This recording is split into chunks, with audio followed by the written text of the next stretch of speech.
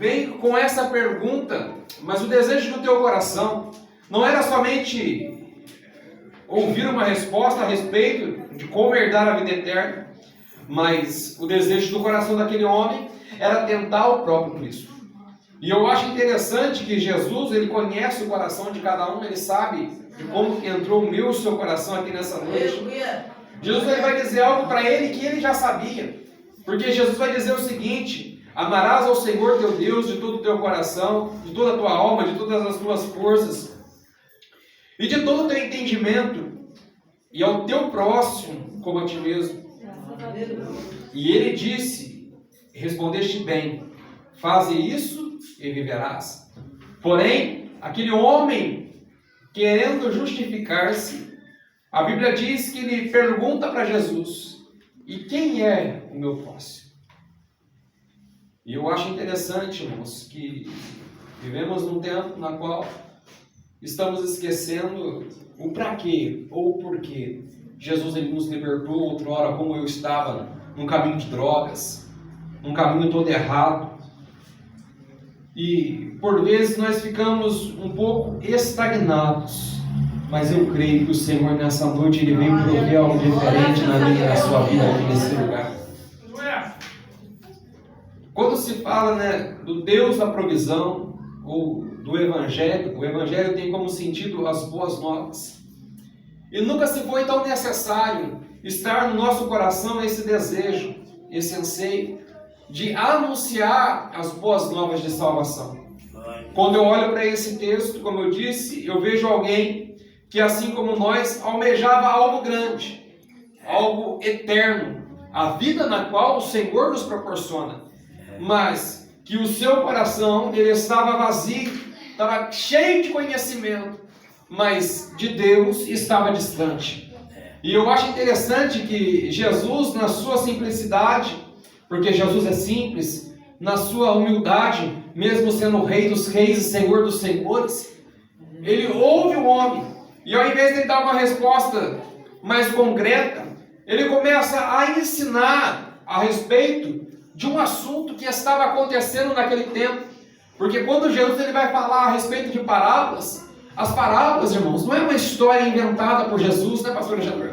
As parábolas que Jesus usava eram coisas corriqueiras, coisas nos cotidianos que ele via desde o seu nascimento acontecendo em Jerusalém, acontecendo em Israel. E ele usava aqueles exemplos que estavam acontecendo e ele aplicava nas suas parábolas para que o povo pudesse se conscientizar a respeito daquilo que ele estava falando.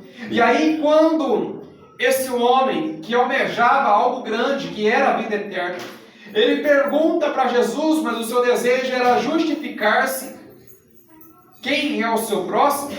Aí Jesus ele começa a contar uma parábola. Aí Jesus começa a contar algo na qual nós iremos falar um pouquinho nessa noite. A Bíblia vai dizer que Jesus responde e diz: descia um homem de Jerusalém para Jericó, e caiu nas mãos dos salteadores, os quais o despojaram e, espancando, se retiraram, ou deixaram meio morto. Nesse contexto, nessa parábola, eu aprendo com essas duas cidades alguma coisa interessante, irmãos. Quando eu olho para Jerusalém, Jerusalém tem o significado de habitação de paz. O nome Jerusalém tem o nome de habitação de paz. E quando eu pego o nome de Jericó, tem o sentido de lugar de fragrâncias. E quando eu olho para esse contexto, eu vejo alguém que estava na habitação de paz, mas de repente quis sair e ir para um lugar de fragrâncias desse mundo. Quando a gente olha a história de Jericó, quando ela aparece na Bíblia Sagrada, era uma cidade um tanto quanto idólatra, a ponto que o Senhor, um certo tempo, mandou destruir Jericó.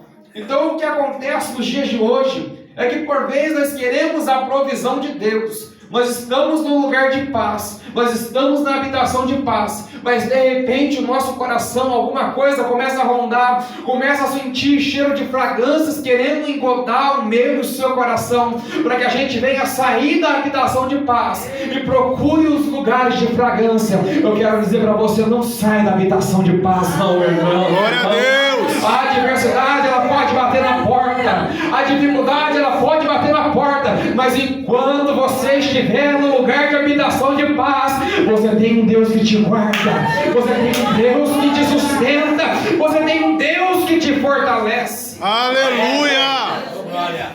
A Bíblia vai dizer que esse homem, quando ele sai de Jerusalém, ele cai nas mãos dos salteadores. E a Bíblia vai dizer os quais os despojaram, espancando, se retiraram e deixaram meio morto. Nós temos 3 adversários, irmãos, que batalhamos todos os dias. Sabemos um bem conhecido que é Satanás, o adversário, o astuto, aquele que se rebelou contra Deus. A Bíblia diz que ele é homicida desde o princípio. Nós temos um outro adversário que é o mundo,